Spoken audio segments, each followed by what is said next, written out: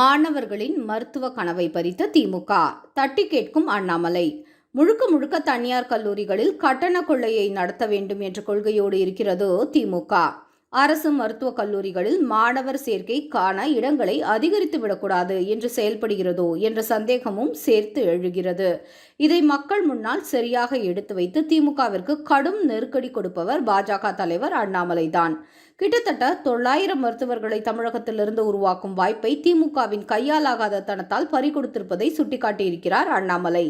புதிய மருத்துவக் கல்லூரிகளை தொடங்க விண்ணப்பிப்பதற்கான காலக்கெடு கடந்த நவம்பர் 26ஆம் தேதி வரை இருந்த போதிலும் ஒரே ஒரு புதிய மருத்துவக் கல்லூரிக்கு கூட விண்ணப்பிக்காமல் முற்றிலுமாக புறக்கணித்திருந்தது இந்த திமுக. எப்போது தொட்டதற்கெல்லாம் குறை சொல்லும் திமுக இப்போது அருமையான வாய்ப்பு இருந்தும் அதை எதற்காக கைவிட்டது?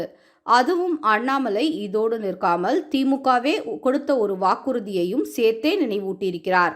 மயிலாடுதுறை, திருப்பத்தூர், தென்காசி, பெரம்பலூர், காஞ்சிபுரம் மற்றும் ராணிப்பேட்டை ஆகிய 6 மாவட்டங்களில் புதிய மருத்துவக் கல்லூரிகளை அமைக்க விண்ணப்பிக்கப் போவதாக திமுக அரசு கூறியிருந்தது.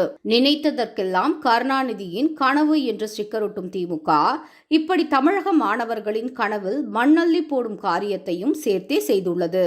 அண்ணாமலை ஒருவர் இந்த கேள்வியை எழுப்பாமல் இருந்தால் தமிழக மாணவர்களுக்கு இப்படி ஒரு துரோகத்தை திமுக செய்திருந்தது வெளியே வராமல் போயிருக்கும்.